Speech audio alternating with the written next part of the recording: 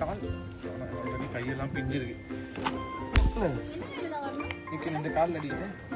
கையில் நமக்கு அப்போ கை போட்டேன்.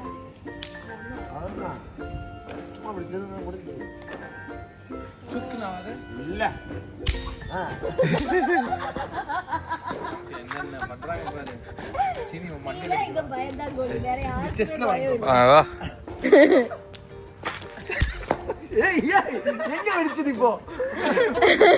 ஆனா இப்ப இங்கலாம் விழுந்துச்சு.